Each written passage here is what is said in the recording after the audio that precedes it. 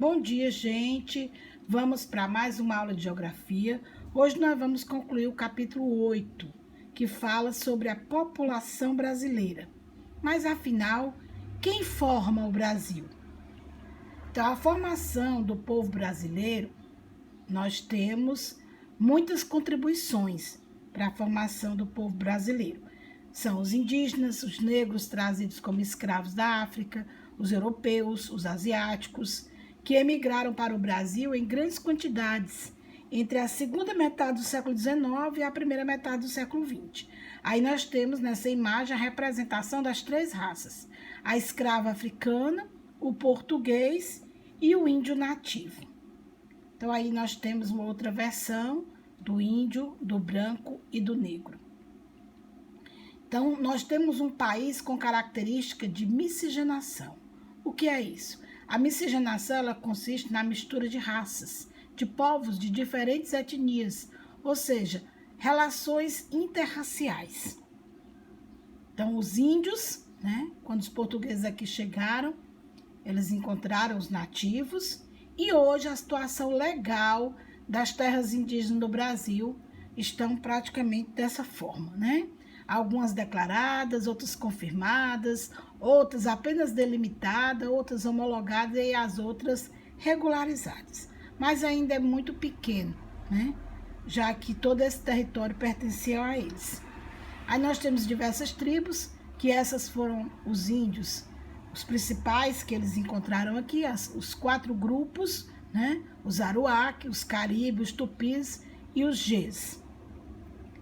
Então, os indígenas, existem algumas estimativas sobre o número da população indígena, mas segundo o Instituto Socioambiental, atualmente há cerca de 600 mil índios, e que isso constitui a maior diversidade de povos indígenas do mundo num único país.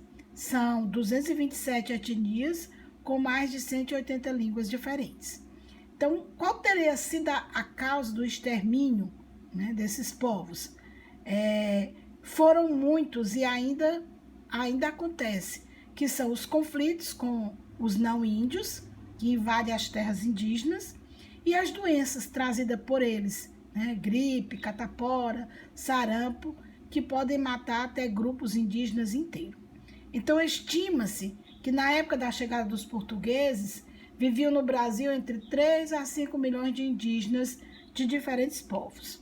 E outros povos desapareceram porque seus membros foram obrigados a se integrar à sociedade, à cultura dos não-índios. E aí isso fez sofrer um processo denominado de aculturação.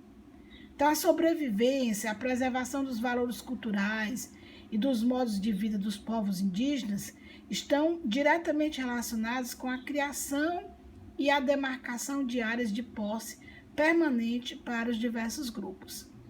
Existe um órgão que é responsável de amparo ao índio, que é a FUNAI. Então, o que é a FUNAI? A FUNAI é a Fundação Nacional do Índio, que ela foi fundada em 1967 e é um órgão do governo federal que tem a responsabilidade de demarcar as terras indígenas no Brasil, enfim, proteger o índio. Nós temos aqui algumas aldeias, os Chavantes, que fica em Cabarana, no Mato Grosso.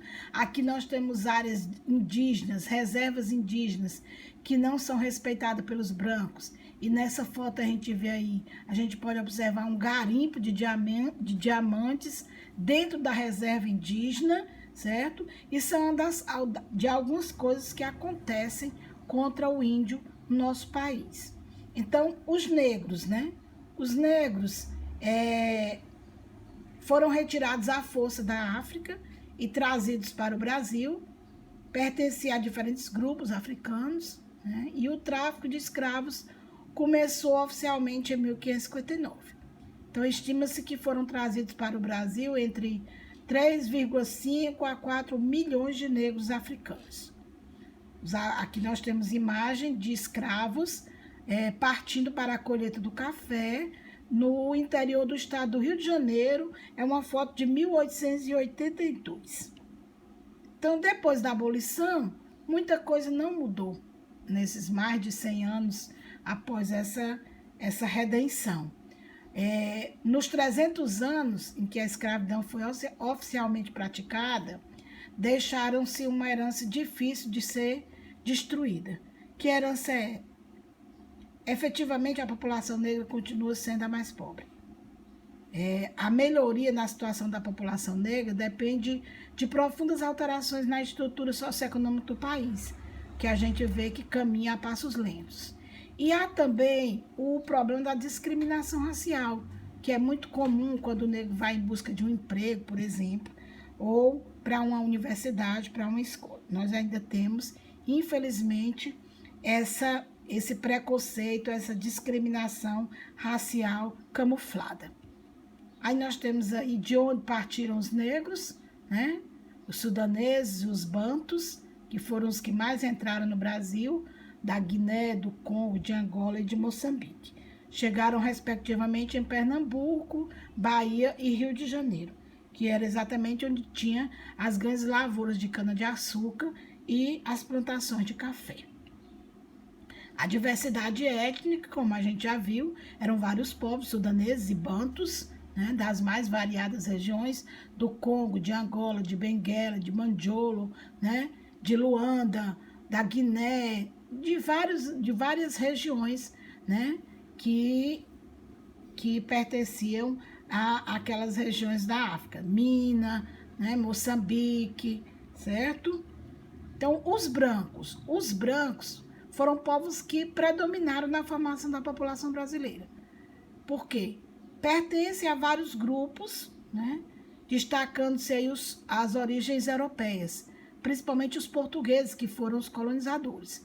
Depois vieram levas de italianos, espanhóis, alemães, poloneses, né, que tiveram uma grande participação na composição da população brasileira. Então, depois vieram os brancos asiáticos, que a gente chama os amarelos, que vieram para o Brasil, e os mais numerosos foram os sírios libaneses e os judeus. Depois vieram os japoneses, que constituem outro grupo importante na população brasileira. Eles formam o quinto maior grupo de imigrantes que entraram no Brasil, e recentemente a imigração coreana, né, tem sido expressiva, principalmente na cidade de São Paulo. Essa cidade, né, que é a maior metrópole da América Latina, é a nossa mais importante metrópole no Brasil, passou a receber muitos imigrantes, também bolivianos, venezuelanos, que, sem opção de emprego em seus países, acabaram se submetendo às condições precárias do trabalho. Aí nós temos a imagem de uma festa italiana em Belo Horizonte, né, Minas Gerais, e aí nós temos os brancos, né, chegando, aportando no nosso país. Que outras misturas de culturas, de raças e costumes, né, que está dentro da nossa civilização, da nossa população brasileira. Então, as migrações internas. A gente sabe que, apesar de as migrações internas terem ocorrido desde a época colonial, elas passaram a ser muito mais significativas a partir de 1930. Por quê? Porque foi o primeiro grande deslocamento populacional interno, foi motivado pela descoberta do ouro na região das Minas Gerais, de Goiás e Mato Grosso. Então, o Centro-Sul passou a ser constituído por uma importante área de atração, principalmente das populações nordestinas. Então, nós temos aí os retirantes do Nordeste, no ano de 1958, porque entre os anos de 1960 e 70, o governo brasileiro desenvolveu um projeto de colonização que estimulou a ocupação das terras amazonenses, né, das terras da Amazônia. E aí a concentração populacional, geralmente, ela fica mais próxima ao litoral. Por quê? Porque a maior parte da população brasileira gosta de viver no litoral, porque cerca de 75% dela está concentrada nessa faixa de 300 quilômetros de distância do litoral. É nessa região que está localizada as maiores das metrópoles brasileiras, Rio de Janeiro e São Paulo. Então, a ocupação do litoral teve início na época da colonização, né? A instalação de cidades na região litorânea facilitava a comunicação com a metrópole e com a produção brasileira como a produção brasileira era voltada para a exportação, né, que era a cana-de-açúcar, depois o café, isso agilizava o transporte dos produtos nos portos. E existe também as migrações externas, né, e as internas, que aí a gente tem no Brasil fluxos migratórios do Nordeste para os grandes centros urbanos do Sudeste, fluxo migratório do Nordeste para a Amazônia, fluxo migratório do Nordeste para o Sudeste e o Centro-Oeste, e fluxo migratório dos estados do Sul, além de São Paulo e Minas, para o Centro-Oeste e o Norte. Então, esses principais fluxos migratórios que aconteceu no Brasil durante o século XX, cada um, né, tinha intencionalmente uma direção para onde eles iriam. Quer dizer, em 1950 as pessoas se dirigiam mais para São Paulo, 1960 para a Amazônia, 60 e 70 entre Nordeste, Sudeste e Centro-Oeste, Brasília, principalmente pela construção da nova capital, e aí os fluxos a partir de 1970, exatamente para a expansão de áreas de colonização agrícola na Amazônia. Aí nós temos vários tipos de migrações internas. O êxodo rural, que é a mais conhecida, né, que é aquela transferência da população do campo para a cidade. Principais causas que levam as pessoas a fazer isso: a industrialização, a expansão do setor terciário, a mecanização, a agricultura, a busca de melhores condições de vida, né? E depois vem a migração urbano-urbano, que é de uma cidade para outra. É um tipo de migração que se dá com a transferência de população de uma cidade para outra. Tipo de migração muito comum hoje nos dias atuais, né? Aí nós temos a sazonal, né, que é um tipo de migração que se caracteriza por estar ligado às estações do ano. É uma migração temporária, onde o migrante sai de um determinado local em determinado período do ano, né, e depois ele volta. É só um período do ano que ele vai para aquela região. Ela também é conhecida como transumância. É o que acontece, por exemplo, com os sertanejos do Nordeste brasileiro, né, que procuram regiões, né, para morar temporariamente.